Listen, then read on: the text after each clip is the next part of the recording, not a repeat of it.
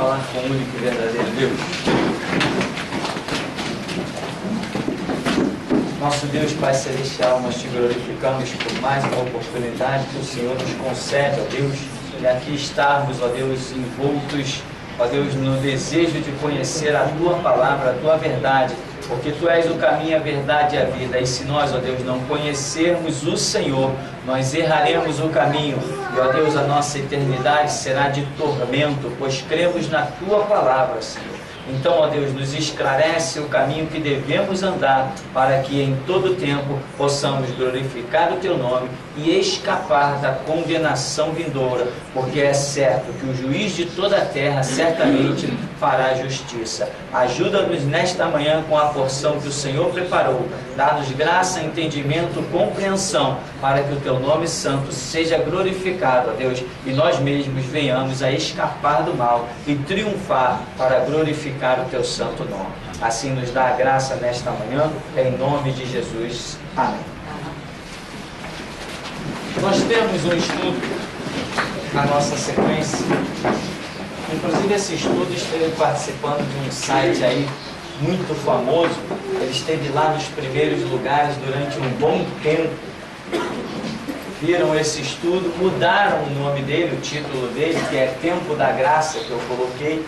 Colocaram um outro nome que eu não me lembro, e ele estava no primeiro lugar do site. Um site muito concorrido que pertence a uma rádio.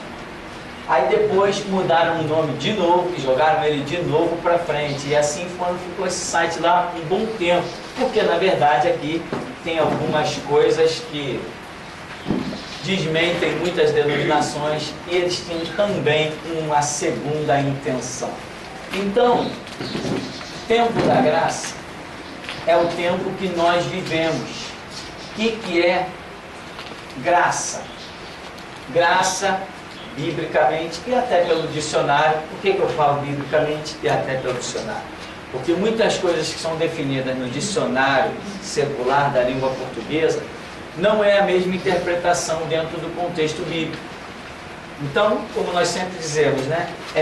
O texto tem que estar dentro do seu contexto. Então, o que nós vemos muitas vezes dito na Bíblia, se você for ao dicionário, vai ficar um entendimento diferente. Mas, graça, o que é graça? Nós estamos no tempo da graça. O que é isso?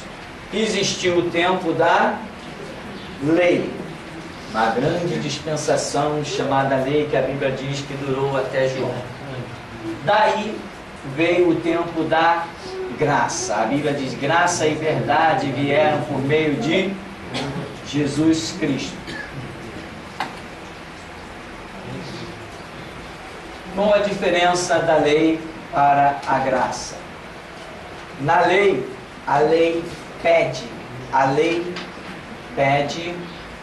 uma oferta de sacrifício. A lei diz que sem derramamento de sangue não há remissão de pecados, não há perdão de pecado. Isto é lei que Deus instituiu. Na verdade, essa lei existe há muito tempo. Desde que o homem está sobre a terra, desde que o homem cometeu o primeiro pecado, na verdade já existe isso. Porque Deus mesmo, nós entendemos, que fez um sacrifício para a remissão da alma de Adão. Porque diz que Deus vestiu Adão de peles de animais. De onde vieram aquelas peles de animais? Algum animal teve que ser sacrificado. Então, olha onde nós chegamos.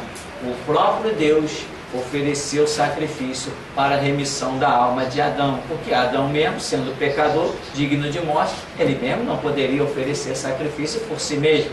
Está descartado. Então, essa ideologia de que sem derramamento de sangue não há perdão de pecado, ela existe há muito tempo. E essa lei sempre existiu até Jesus Cristo, que é chamado de o sacrifício eterno. Amém? E a própria Bíblia diz na profecia em Isaías 53, ele foi moído pelas nossas transgressões, e o castigo que nos traz a paz estava sobre ele. Pelas suas pisaduras nós fomos sarados. Então, quer dizer, ele pagou por mim. Ele não me perdoou, ele me justificou. Ele não me perdoou, ele pagou. Houve um custo para que eu hoje seja perdoado. Houve um custo, alguém teve que pagar o preço do meu pecado. Então, João Batista diz: eis o Cordeiro de Deus que tira o pecado do mundo. Tira como? O mundo está sem pecado? Não. Ele teve que passar por tudo aquilo que nós sabemos, as suas dores, as suas angústias, as suas renúncias, ao ponto de despir-se da sua glória, habitar entre nós, o Criador vir a ser esbofeteado pela própria criatura, todos aqueles horrores, né? Então, Jesus Cristo é o sacrifício eterno. Então, qual a diferença? A lei pede um sacrifício. A dispensação da lei solicita o teu sacrifício para que você seja justificado. A graça te dá o sacrifício para que você seja justificado. Enquanto a lei pede, a graça dá. Então, hoje, tempo da graça é um estudo que procura mostrar, dentre algumas coisas, principalmente isso. Hoje, o tempo da graça, você só vive o tempo da graça se você aceitar que a graça te deu alguma coisa. Se você ainda vive na filosofia de dar para receber, você ainda está com a sua mentalidade presa à lei. Você não está vivendo o tempo da graça. Você não está vivendo um evangelho pleno. O evangelho pleno é você simplesmente viver a Escritura. Deus se ofereceu seu Filho por mim, acabou a história, eu vou andar nesta fé. A dispensação da graça é também chamada por alguns teólogos ou até filósofos evangélicos, chamada de dispensação da fé. Por quê? Porque aqui você não tem mais nada a ofertar a não ser a sua fé. Isto é tempo da graça, em que não é mais solicitado de você um sacrifício. Ao contrário, é apresentado a você o sacrifício de Jesus Cristo para que você nele creia. Né? A Bíblia até diz uma parte que João 3,16, Deus amou o mundo de tal maneira que deu o seu Filho unigênito para que todo aquele que nele crê não pereça, mas tenha vida eterna. A vida eterna é algo que você tem exclusivamente vinculado na sua fé em Jesus Cristo. E quando eu digo fé em Jesus Cristo, não é, deixa-me usar uma expressão, não é aquela fé panaca, né, irmão? Aquela coisa sem sentido. Eu creio em Jesus, acabou a história. Não.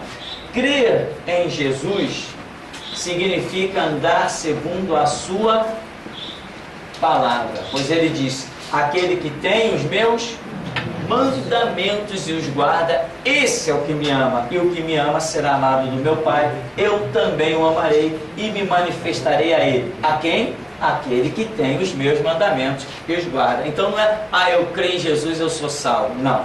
Eu ando segundo a Bíblia, por crer em Jesus, aí sim eu sou salvo. A diferença é essa. Então, vamos pegar aí a sequência do nosso estudo que diz: ao longo dos séculos, Deus vem tratando com a humanidade de formas diferentes, visando cada vez mais facilitar a salvação para a mesma. Contudo, em todas estas dispensações trazidas por Deus, sempre, invariavelmente, alguma atitude do ser humano será requerida. No caso aí, né, você vê que Deus vem tratando com a humanidade cada vez facilitando mais. No tempo da graça, Deus chega ao ponto de entregar o seu Filho. Que absurdo! É querer facilitar demais a salvação para o ser humano. Vem agora aí uma próxima dispensação, depois do transtorno que haverá sobre a terra, que é o reinado do anticristo por 7 anos, vem agora aí uma dispensação chamada milênio, em que o próprio Cristo gloriosamente estará reinando com seu trono em Jerusalém. Irmão, é facilitar demais. E ainda não é o bastante. O diabo estará preso por 1000 anos. Quer dizer, as pessoas não serão nem tentadas. Não haverá nem o tentador. Não haverá nenhuma pressão maligna sobre as pessoas. A terra durante 1000 anos se tornará um verdadeiro paraíso. É Deus facilitando a salvação para a humanidade. Mas aí basta também, né? Depois do milênio, não espere mais nada, porque aí vai encerrar-se a história do homem sobre a terra. Então, a Bíblia nos apresenta 39 livros chamados de Antigo Testamento, ou Aliança, e 27 livros do Novo Testamento. Da Antiga Aliança vem-nos a revelação: sem derramamento de sangue não há remissão de pecado. Daí vieram os inumeráveis sacrifícios de animais que periodicamente eram realizados por aqueles que adentravam a fé judaica. O tempo dos rituais judaicos hoje nenhum valor tem para aqueles que se tornaram igreja, ou seja, discípulos de Jesus Cristo. E em virtude de o judaísmo não ser uma falsa religião, conforme os relatos de Romanos 2, 12 a 13, fica esclarecido que a antiga aliança, a lei, pode ser considerada a vontade permissiva de Deus para os judeus. Contudo, a nova aliança, Cristo, é a vontade absoluta para o mundo. O que acontece? Muita gente hoje diz assim: eu posso me converter ao judaísmo e eu serei salvo? Não.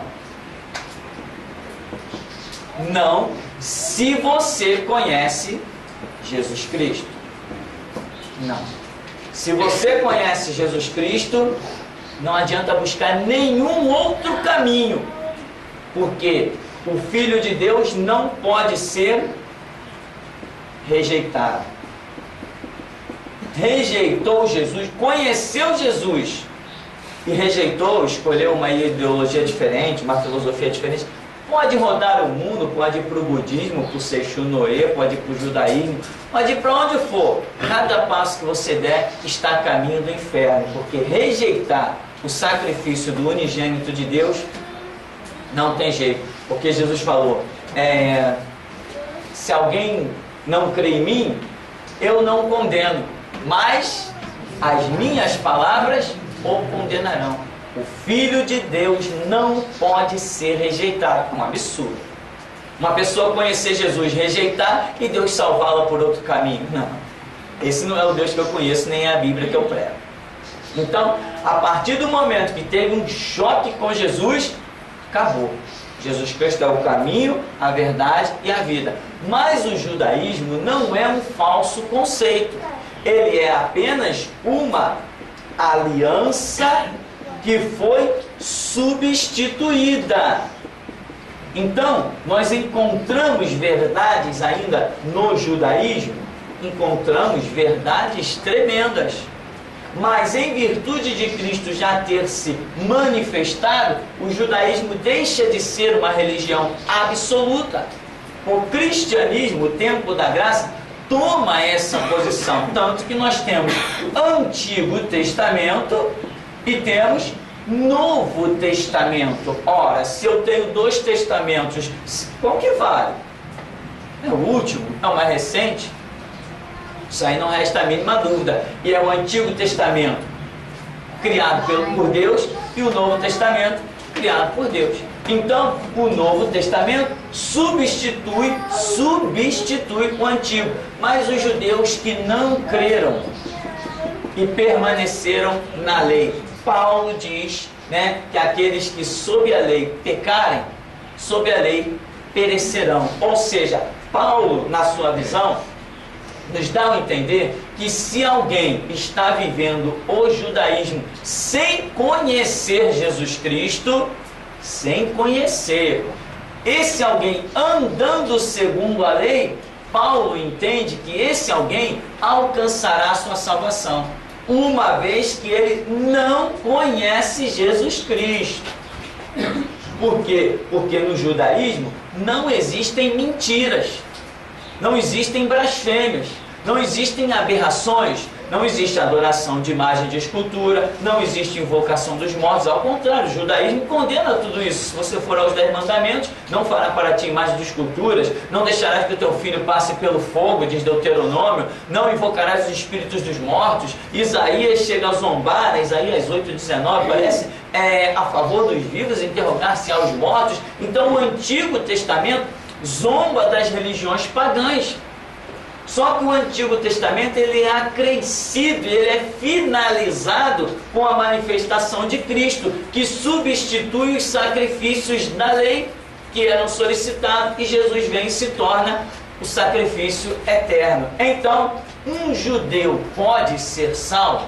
Pelo menos, não quero falar da minha visão, pelo menos na visão do apóstolo Paulo, um judeu, se ele for irrepreensível na lei, porque a lei diz que há um só Deus, que é o Criador dos céus e da terra, a lei diz que não invocarás o espírito dos mortos, a lei diz que não sacrificarás vidas humanas, a lei diz não adorarás imagens de escultura. Então, Paulo entende que se o judeu for irrepreensível na lei, ele encontrará a salvação. Porém, o próprio Paulo também entende, isso aí é inquestionável, que se um judeu vier a conhecer Jesus Cristo e ainda assim retornar e querer viver como judeu, aí ele perdeu a sua salvação. Nem o judaísmo o salvará, porque Cristo Jesus não pode ser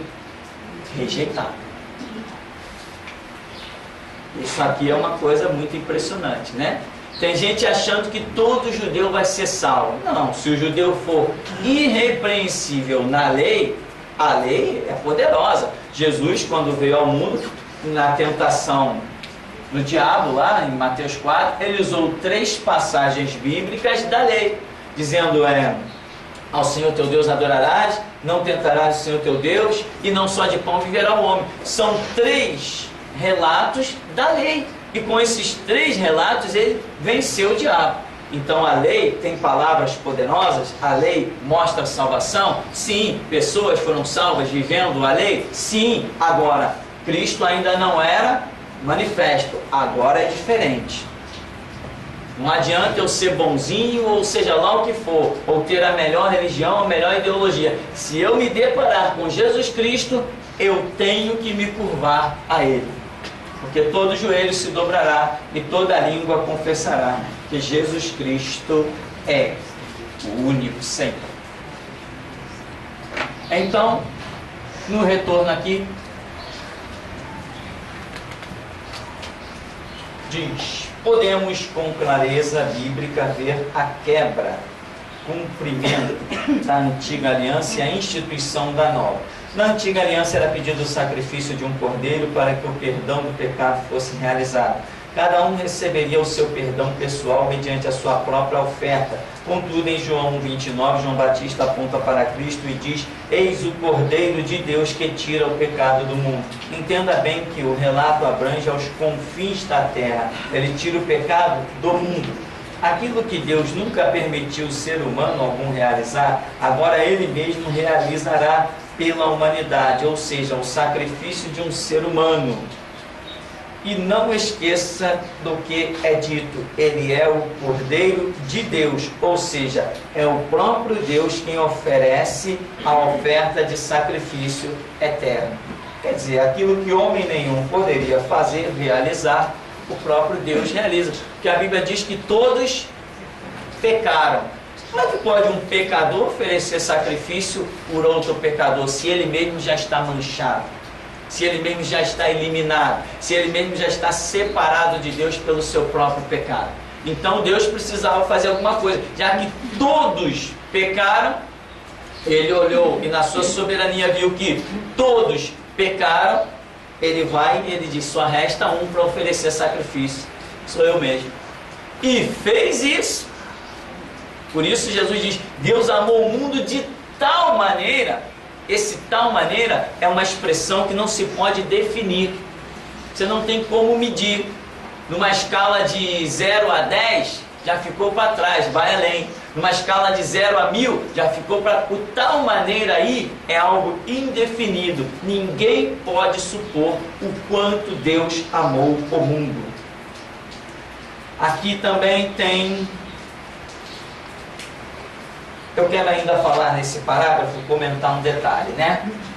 Tempo da graça é a oferta de Deus,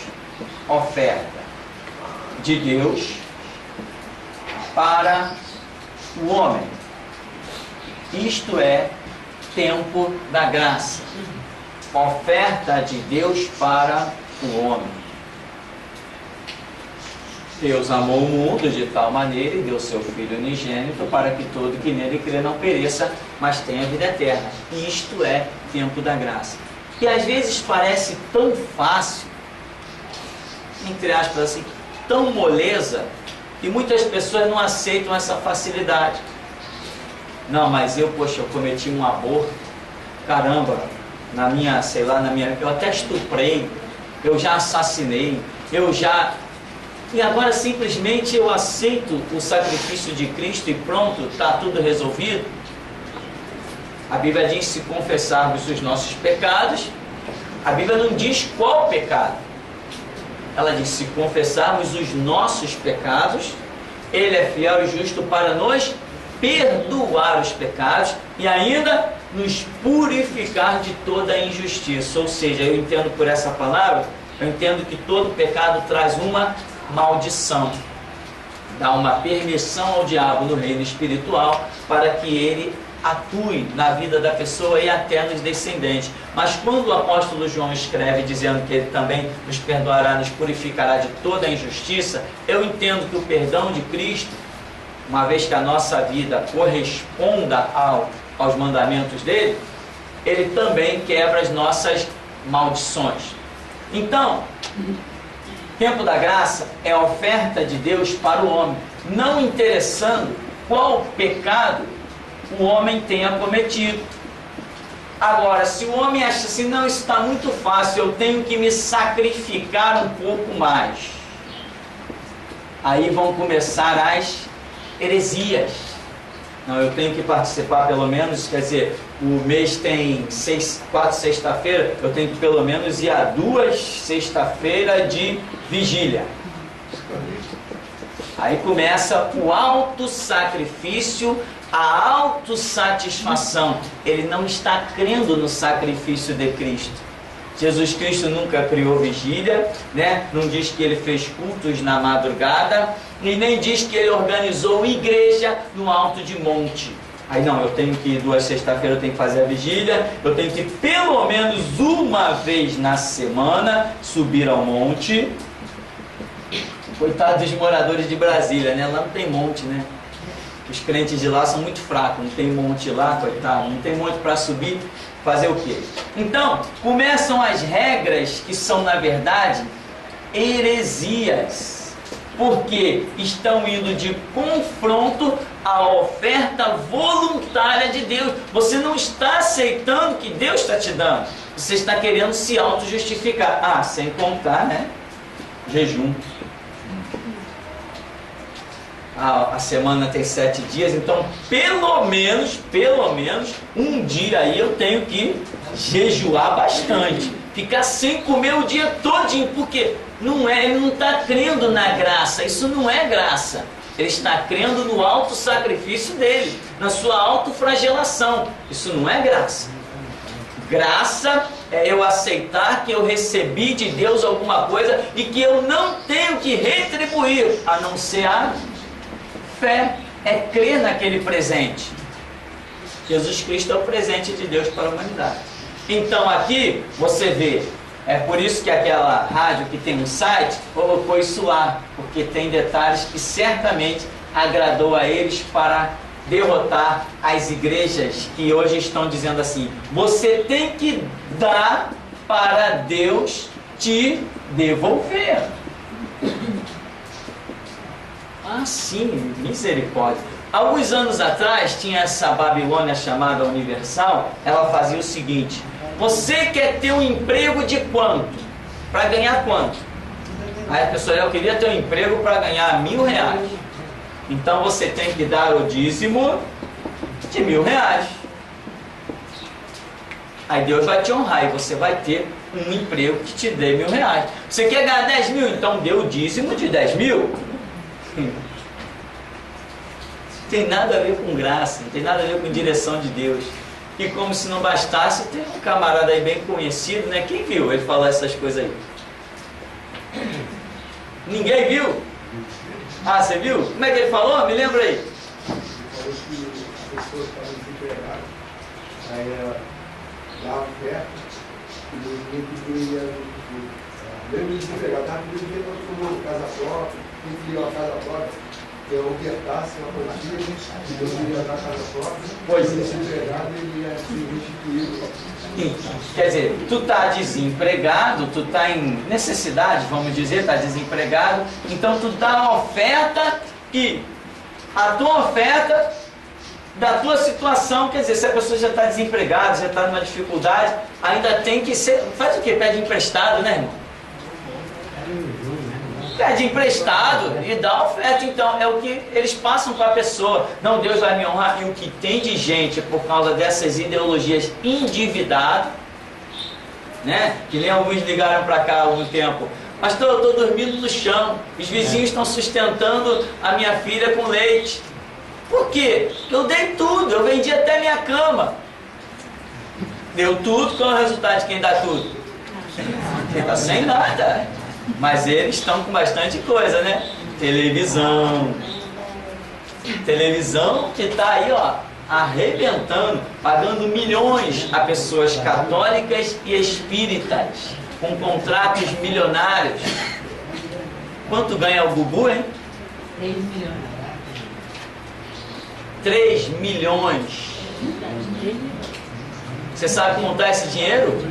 Duvido que você chegue até o final, você vai se enrolar, vai dar um nó na língua. Mas é sustentado com dinheiro de gente que pagou para comprar aquela emissora. Eles vão pregar o evangelho. É mesmo? Cadê o evangelho que eles estão pregando? Continua dando dinheiro. Continua, né? Então, o que acontece?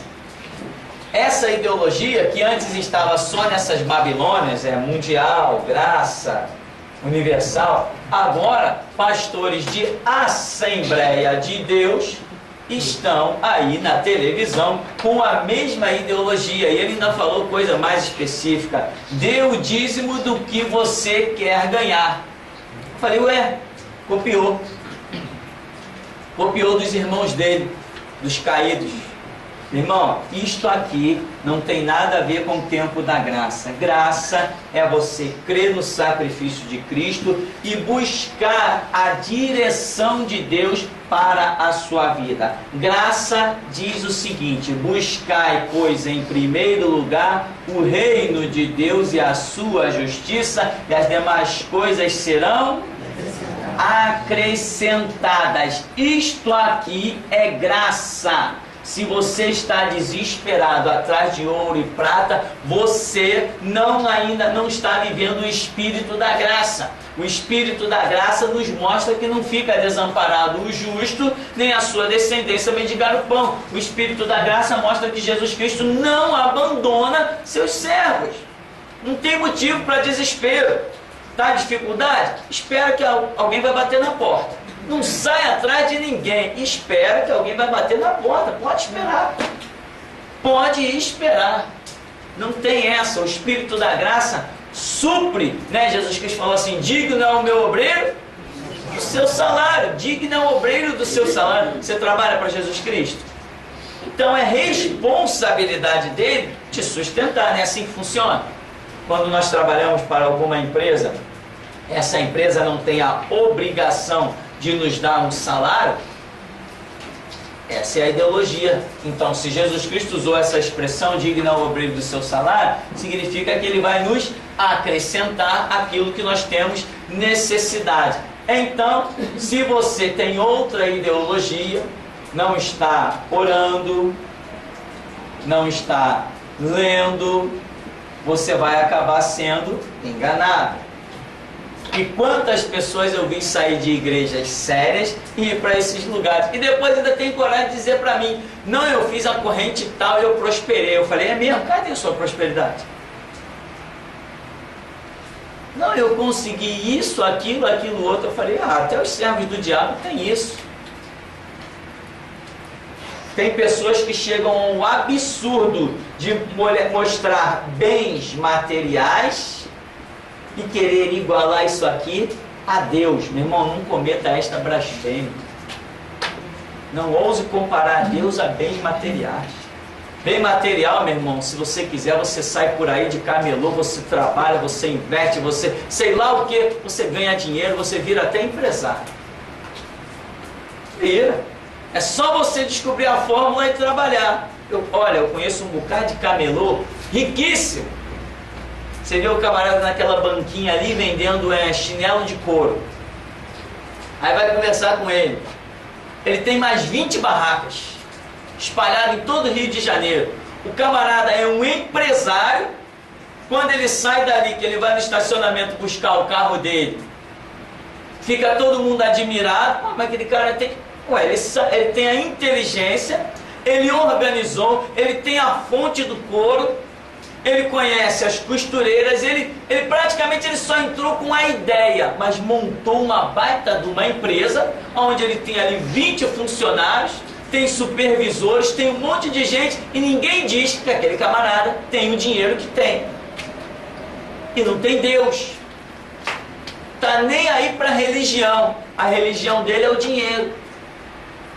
Então, não vamos cometer nós essa blasfêmia de dizer, Deus está na minha vida porque eu tenho dinheiro no banco. Deus está na minha vida porque eu tenho um carro na garagem, ou tenho uma casa. Não. O Deus que eu conheço não se presta a essas mesquinharias. Ele nos suprirá. Ele nos acrescentará todas as coisas. Mas se Deus está verdadeiramente na sua vida, o que tem que ser visto na sua vida é muito mais do que bens materiais. Porque o que mais nós temos por aí são pessoas riquíssimas que inclusive baixaram ao inferno. Quem nessa nação teve mais dinheiro que Roberto Marinho? Onde ele está? Para onde está caminhando Silvio Santos? Com toda a sua fortuna. Para onde está caminhando os donos da Rede Record? Com todo o dinheiro que tem. Então não ouses comparar Deus, né? E uma vez aqui nesse ministério, uma irmã disse assim, poxa, como é que eu vou pregar para o meu vizinho que é rico se eu não tenho bens materiais que se comparem ao dele? Eu disse assim, então Jesus Cristo, que era um pobretão, que disse que o Filho do Homem não tinha onde reclinar a cabeça, não podia pregar para ninguém. Pedro, que vivia viajando de um lado para o outro, Paulo, que vivia viajando de um lado para o outro, vivendo de oferta, não podia pregar para ninguém. A palavra do Evangelho está à parte de qualquer bem material, à parte de qualquer aspecto físico. Vamos caminhar mais um pouquinho aqui.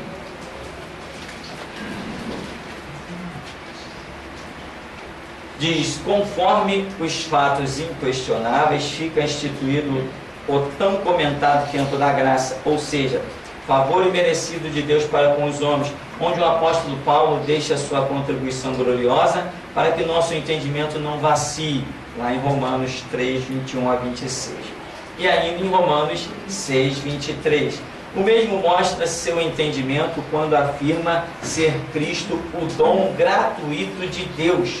Por ser Cristo dom gratuito, é que hoje nos encontramos no tempo da graça, o favor imerecido. O que Paulo diz lá? Ele diz que o salário do pecado é a morte, mas o dom gratuito de Deus é a vida eterna em Cristo Jesus. Se é um dom gratuito, e ele em Efésios ele chega a escrever que pela graça sois salvos, mediante a fé. Isto não vem de vós, é dom de Deus. Então ele deixa claro que pelas suas palavras que não adianta ritual, não adianta sacrifício. Leva a água ungida, leva o sal ungido, leva a vassoura ungida, leva, o que mais tem por aí? Passa no túmulo consagrado, leva a pedra que veio do Rio Jordão, essa areia veio não sei da onde, né? Não sei o que veio da terra de Israel. Isso tudo é baboseira, isso não é graça. Você está querendo um amuleto, e amuleto não faz parte do cristianismo.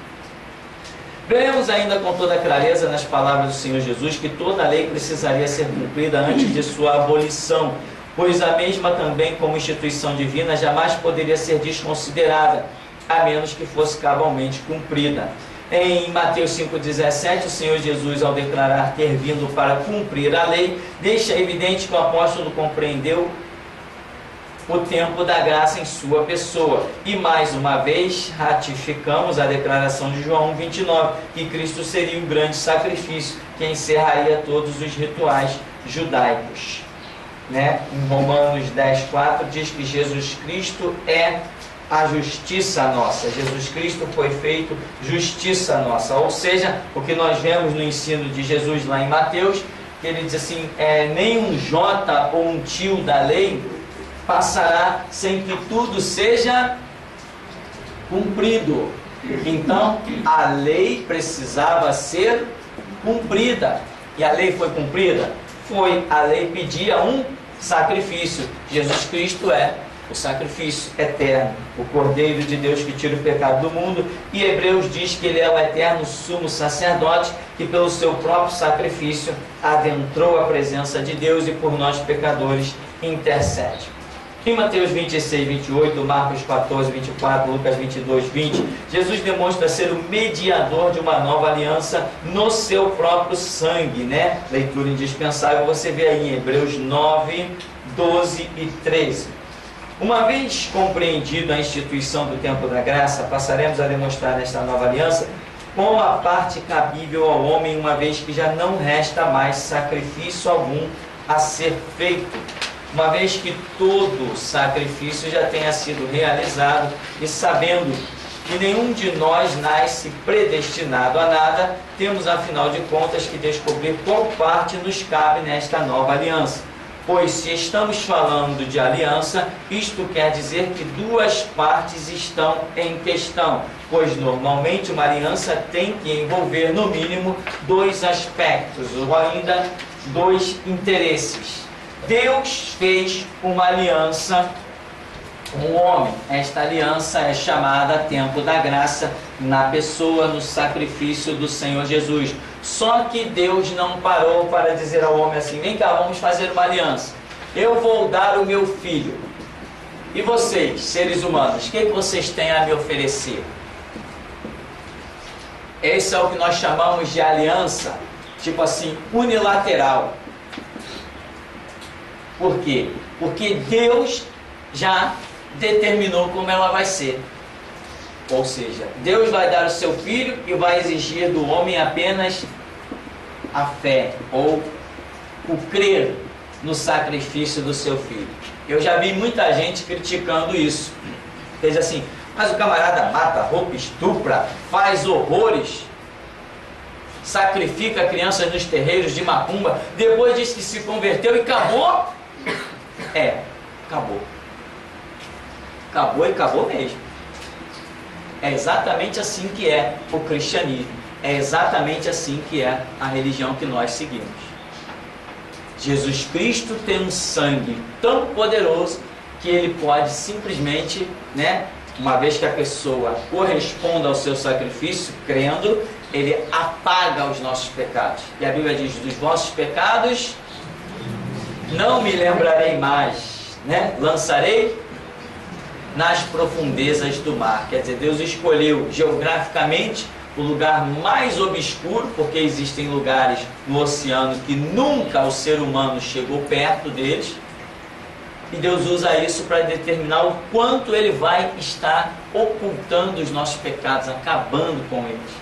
Então, não interessa o que o homem tenha feito. Deus determinou dar o seu filho e pediu como resposta do homem a sua fé. Aí diz a Escritura, se tu creres, verás a glória de Deus.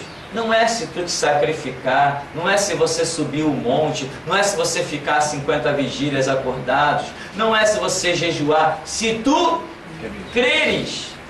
E essa facilidade muitas pessoas não aceitam. Não, o cara agora ele é crente, mas antes é isso aí. Isso prova o poder do nosso Deus, um Deus tão tremendo, capaz até de perdoar pecado. Isso é que é Deus. O resto é historinha.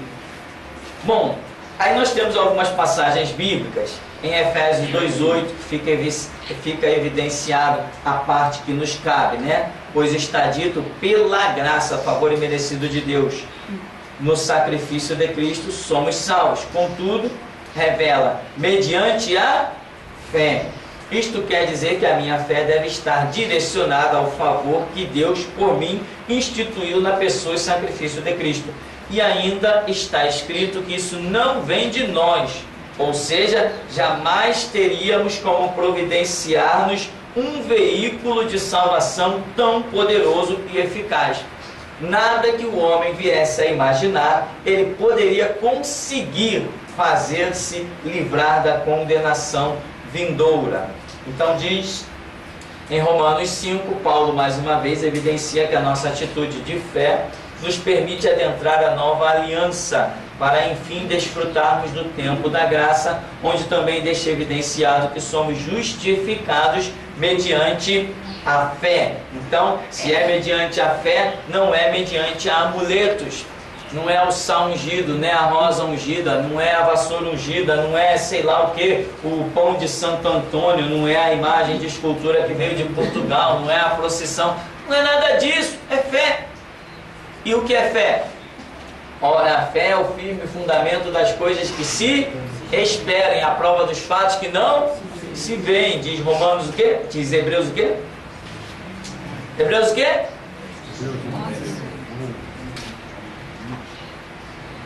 Apenas a título de encerramento queremos lembrar Hebreus 11:6, que afirma que sem fé é impossível agradar a Deus. Ou seja, se não tivermos fé de que o sacrifício de Cristo seja único e suficiente para a nossa remissão, ou seja, perdão, jamais agradaremos a Deus e assim não desfrutaremos de sua graça. Mediante a fé no tempo da graça, poderemos ser tudo o que quisermos para ver a tremenda glória de Deus, tá? Muitas pessoas estão querendo ser instrumentos de Deus.